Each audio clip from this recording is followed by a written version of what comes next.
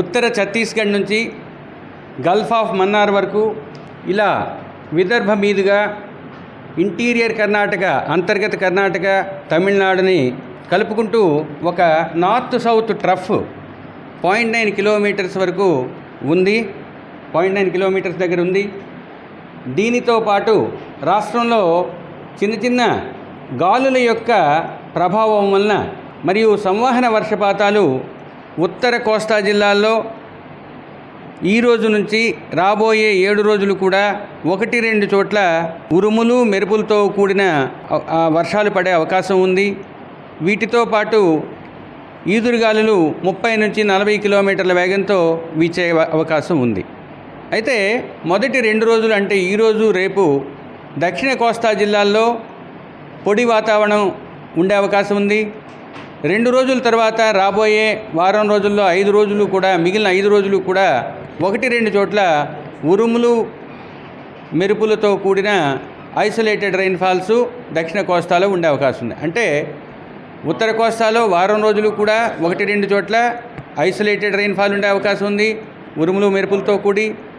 దక్షిణ కోస్తాలో 2 రోజులు పొడి వాతావరణం ఉండి మిగతా 5 రోజులు కూడా ఉరుములు మెరుపులతో కూడిన ఐసోలేటెడ్ రైన్ఫాల్ 1-2 చోట్ల పడే అవకాశం ఉంది. దీంతో పాటు ఈదురుగాలులు ఉత్తర కోస్తాలో 5 రోజులు కూడా 30 నుంచి 40 కిలోమీటర్ల వేగంతోనూ, దక్షిణ కోస్తాలో 3వ రోజు నుంచి 5వ రోజు వరకు 30 నుంచి 40 కిలోమీటర్ల వేగంతోనూ ఈదురుగాలు వీచే అవకాశం ఉంది. ఇంతేకాకుండా రాష్ట్రంలో ఉత్తర దక్షిణ కోస్తా జిల్లాల్లో hot, humid and discomfort weather అంటే తేమతో కూడిన అధిక ఉష్ణోగ్రతలు అసౌకర్యాన్ని కలిగించే అవకాశం ఉంది. గరిష్ట ఉష్ణోగ్రతలు క్రమేపీ పెరిగి 2 నుంచి 3 డిగ్రీలు అధికంగా ఉండే అవకాశం మొదటి 4 రోజులు ఉంది. సార్, ఈ రాష్ట్రంలో ఎక్కడెక్కడ వేడి ఉష్ణోగ్రతలు ఎక్కువ? హైయెస్ట్ మ్యాక్సిమం టెంపరేచర్ జంగమహేశ్వరపురంలో గడిచిన 24 గంటల్లో 41.7 డిగ్రీలుగా నమోదైంది.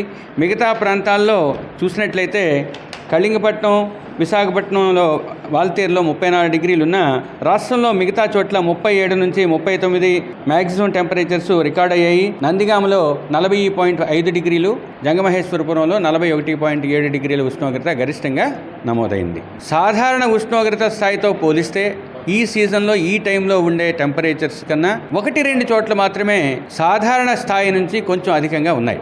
అంటే ఈ సీజన్లో ఈ టైంలో టెంపరేచర్స్కి దరిదాపుల్లో దగ్గరలో ఉన్నాయి అని. ఇది ఇంకా ఎక్కువగా పెరిగే అవకాశం ఉందండి. 2 నుంచి 3 డిగ్రీలు మాత్రమే సాధారణ స్థాయి నుంచి అధికంగా ఉండే అవకాశం ఉంది రాబోయే 5 రోజుల్లో. కాబట్టి పెద్దగా ఇబ్బంది కనిపించదు.